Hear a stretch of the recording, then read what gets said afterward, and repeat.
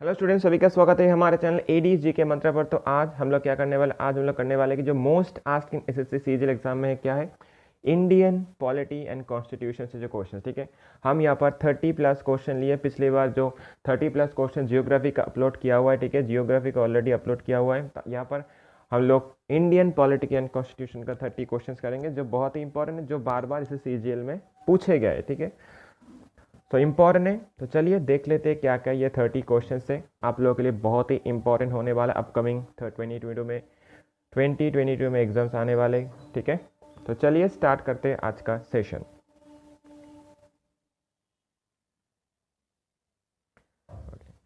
First question क्या है, when was the constitution of India adopted on, constitution of India हमारे कब adopted हुआ है, कब हुआ है ये 26 नवंबर 1949 को ये अडॉप्ट हुआ है, ठीक है।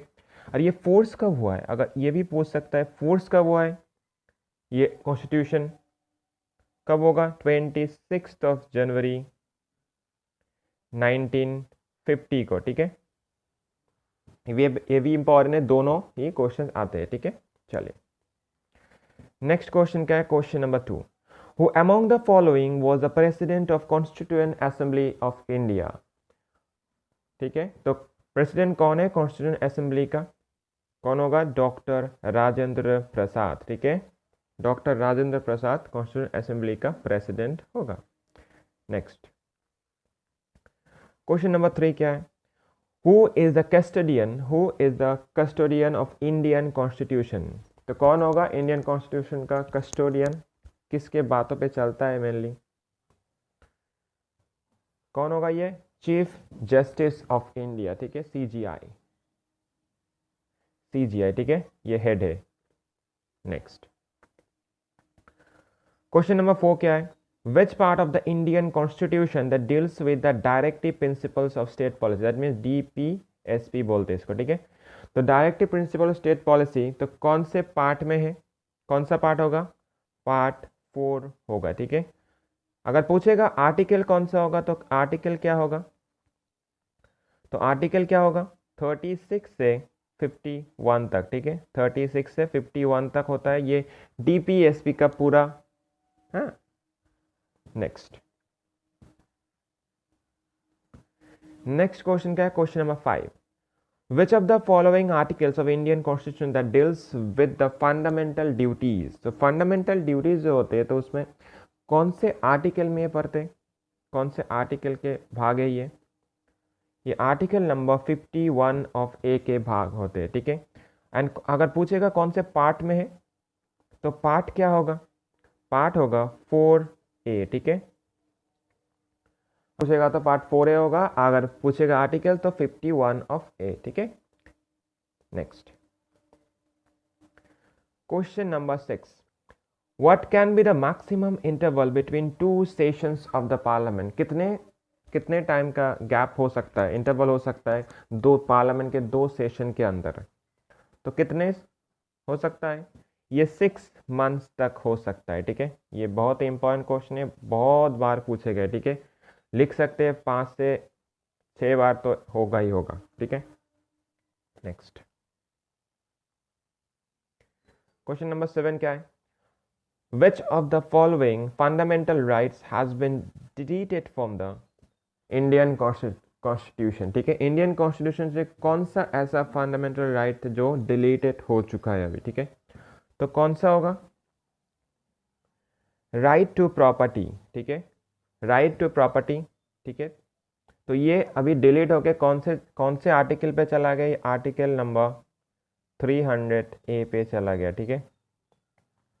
अभी ये right to property article 300A में है, ठीक है। Next question number 8, question number 8 क्या बोल रहा है, to become a member of Rajya Sabha a person should be at least how many years of old. कितने साल का होना चाहिए, ठीक है, राज्यसभा के मेंबर होने के लिए कितने साल का होना जरूरी होता है, ठीक है, 30 ईयर्स का, ठीक है। राज्यसभा पूछेगा तो 30 ईयर्स होगा, ठीक है, 30 ईयर्स होना जरूरी होता है। नेक्स्ट क्वेश्चन क्या है, question number 9, no money bill can be introduce in the Lok Sabha without the prior approval of, किसके प्रायर अप्रूवल के नहीं होने से नहीं हो सकता। जो मनी बिल इंट्रोड्यूस होने के लिए किसका प्रायर अप्रूवल जरूरी होता है? कौन होगा? किसका जरूरी होता है? कौन होगा? President of India. ठीक है, प्रेसिडेंट ऑफ इंडिया का अप्रूवल जरूरी होता है। ठीक है, चलिए क्वेश्चन नंबर 10 क्या है? What is the minimum age for being elected as president of India? कितने साल का मिनिमम, कितने साल की जरूरी होता है प्रेसिडेंट ऑफ इंडिया बनने के लिए? कितने साल होगा? ये 35 ईयर्स की जरूरत होती है। ठीक है, बहुत ही इंपॉर्टेंट है। नेक्स्ट क्वेश्चन क्या है? Question number 11, who was the first speaker of Lok Sabha? कौन होगा लोकसभा के फर्स्ट स्पीकर? कौन है? वेरी इंपॉर्टेंट, बहुत बार एग्जाम में पूछे गए, वेरी वेरी इंपॉर्टेंट, लिख सकते। नॉट ओनली CGL, बहुत सारे एग्जाम्स में पूछे गए ये क्वेश्चन। ठीक है, तो कौन होगा ये? JV Mavalankar. Okay, JV Mavalankar answer होगा। नेक्स्ट क्वेश्चन क्या है? What is the minimum age required to become the member of Lok Sabha? कितने साल की जरूरी होता है लोकसभा के मेंबर होने के लिए? ठीक है, तो मिनिमम 25 ईयर्स आंसर होगा। ठीक है, 25 ईयर्स की जरूरी होता है। ठीक है, नेक्स्ट क्वेश्चन क्या है? Question number 13, who was the chairman of the drafting committee of Indian constitution? Indian constitution का ड्राफ्टिंग कमिटी का चेयरमैन कौन है? कौन थे एक्चुअली? तो कौन होगा? Doctor BR Ambedkar. ठीक है, डॉक्टर BR अंबेडकर आंसर होगा। बहुत ही इंपॉर्टेंट है, ये क्वेश्चंस भी बहुत बार पूछे गए हैं। ठीक है, एक्चुअली 30 क्वेश्चंस ही बहुत बार पूछे गए, इसलिए ये 30 क्वेश्चन सिलेक्टेड लिए। ठीक है, चलिए the ideas of the welfare of state, ideas of welfare of state are contended in of the following parts of Indian constitution? कौन से सेक्शन में पड़ता है ये ideas of welfare of state? ये DPSP के अंदर पड़ता है, that means directive principles of state policy के अंदर पड़ता है। ठीक है, तो ये आइडियाज ऑफ वेलफेयर स्टेट एक कौन से आर्टिकल में है? कौन से आर्टिकल में होगा ये आर्टिकल नंबर 38 में है। ठीक है, article number 38 R and DPSP का क्या पता है? DPSP का 36 से 51 तक टोटल, तो इसमें ही है। तो आर्टिकल 38 में आइडियाज ऑफ वेलफेयर स्टेट है। ठीक है, तो आंसर क्या होगा? Directive principles of state policy.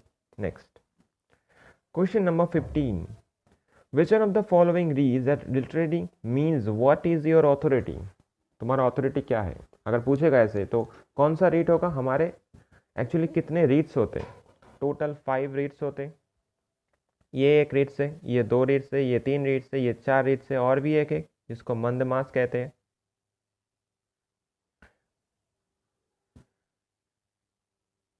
मंदमास। ठीक है, तो इसका आंसर क्या होगा? अगर पूछेगा व्हाट इज योर अथॉरिटी तो इसका क्या मीनिंग होगा लिटरली? क्वो वरांटो होगा। ठीक है, आंसर होगा क्वो वरांटो। नेक्स्ट क्वेश्चन क्या है? Which amendment act introduce changes the preamble to the Indian constitution? कौन सा ऐसा अमेंडमेंट है जो इंट्रोड्यूस किया changes the in the preamble में चेंजेस आया? तो कौन से ऐसे अमेंडमेंट के तहत ये हुआ है? तो कौन सा अमेंडमेंट होगा ये? 42nd अमेंडमेंट एक्ट 1976 के तहत ही हुआ है। ठीक है, बहुत ही इंपॉर्टेंट है, बहुत ही इंपॉर्टेंट क्वेश्चन है, लिख सकते हैं, वेरी वेरी इंपॉर्टेंट क्वेश्चन है। ठीक है, बहुत बार एग्जाम में पूछे जाते हैं ये क्वेश्चंस। नेक्स्ट क्वेश्चन क्या है? Question number 17, which article of the Indian constitution that provides for the institution of Panchayati Raj? Panchayati Raj तो क्या होगा ये? तो कौन से आर्टिकल में है कॉन्स्टिट्यूशन का? अगर आर्टिकल पूछेगा तो होगा आर्टिकल नंबर 40। ओके, यही आंसर होगा। पर अगर पूछेगा अमेंडमेंट कितना है, अगर अमेंडमेंट पूछेगा तो 73rd अमेंडमेंट होगा। ठीक है, 1992। ठीक है, ये भी जान लेना ज़रूरी है। 73rd अमेंडमेंट 1992 अगर अमेंडमेंट पूछेगा तो, ठीक है, ये दोनों इंपॉर्टेंट होते हैं इसमें। तो ठीक है, चलिए नेक्स्ट क्वेश्चन देख लेते हैं।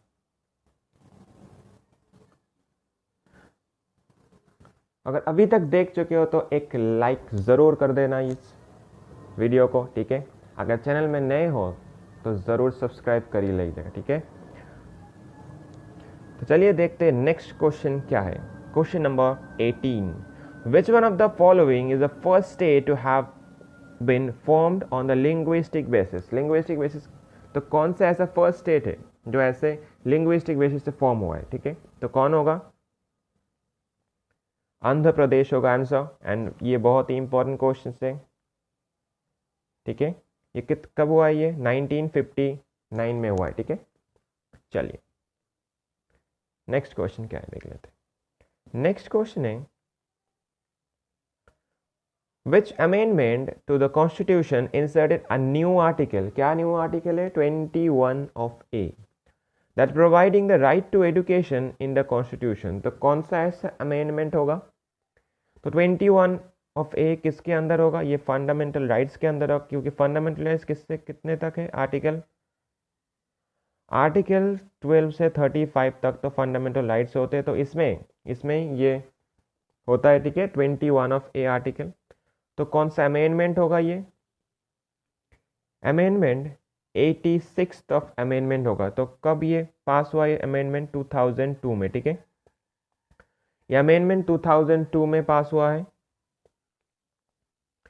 ठीक है। अमेंडमेंट 2002 में पास हुआ है अमेंडमेंट, ठीक है। एंड ये कितने 6 से 14 ईयर्स, 6 से 14 ईयर्स तक, ठीक है। एजुकेशन 6 से 14 ईयर्स तक होगा, ठीक है। चलिए बहुत ही इंपॉर्टेंट क्वेश्चन है ये। नेक्स्ट क्वेश्चन क्या देख लेते हैं। क्वेश्चन नंबर 20,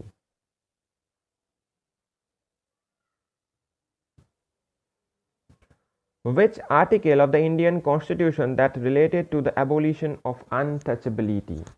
तो कौन सा ऐसा आर्टिकल है जो इंडियन कॉन्स्टिट्यूशन का जो रिलेटेड है एबोलिशन ऑफ अनटचेबिलिटी का? तो कौन सा आर्टिकल के तहत होगा? ये आर्टिकल नंबर 17। ये भी फंडामेंटल राइट्स के अंदर होता है, ठीक है। Article number 17। नेक्स्ट क्वेश्चन क्या है? नेक्स्ट क्वेश्चन है, the controller and auditor general CAG of India is appointed by home. CAG को कौन अपॉइंट करता है, ठीक है। कैग को अपॉइंट करता है द प्रेसिडेंट ऑफ इंडिया। हमारे प्रेसिडेंट ऑफ इंडिया ही अपॉइंट करता है कैग को, ठीक है। अभी का हमारे कैग कौन है? आपके लिए क्वेश्चन से अभी का हमारे कैग कौन है, तो आंसर बताए कौन है। अभी का हमारे कमेंट सेक्शन में बताए अभी का हमारे कैग कौन है, ठीक है। चलिए question number 22, who consider the right to constitutional remedies as very heart and soul of the Indian Constitution। तो कौन इसको ऐसे कंसिडर किया है? बोला कि राइट एंड द सोल, ठीक है, heart and the soul of the Indian constitution, ठीक है।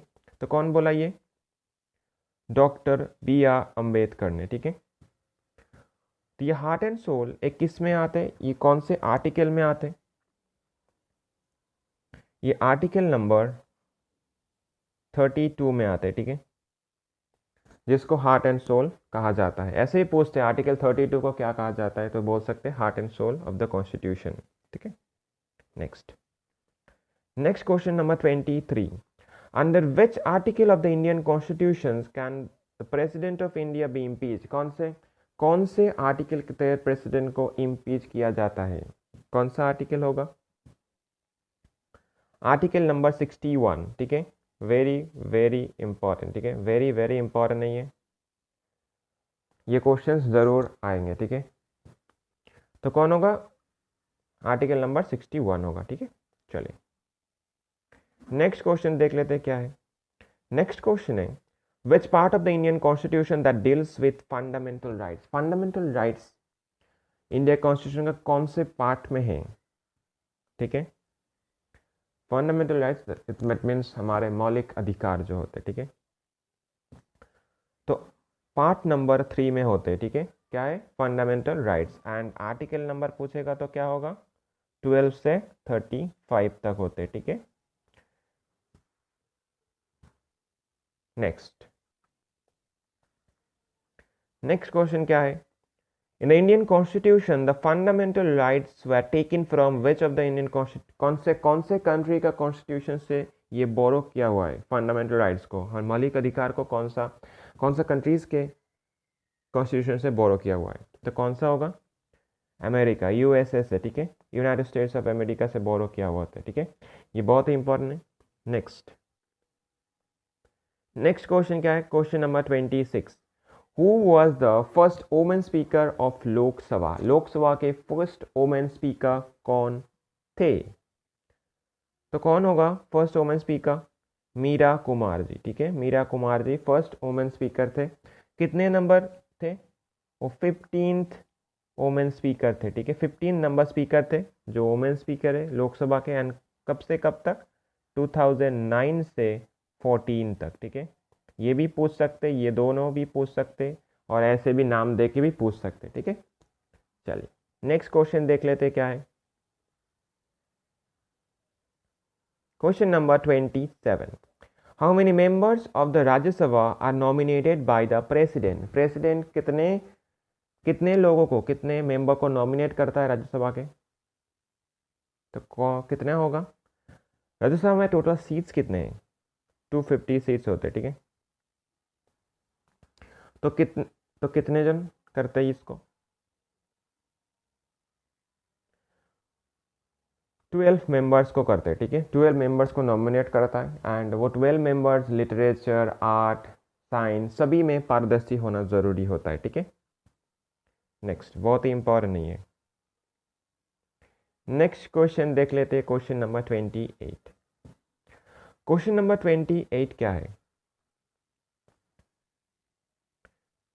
a member of the parliament will lose the membership of the parliament if he or she is continuously absent from the session of how many days, कितने sessions ऐसे होगा, क्योंकि कितने ऐसे session अगर loss की कितने डेज तक होगा तक फिर वो मेंबरशिप, पार्लियामेंट का मेंबरशिप लॉस करेगा, तो कितना ऐसा डे होगा,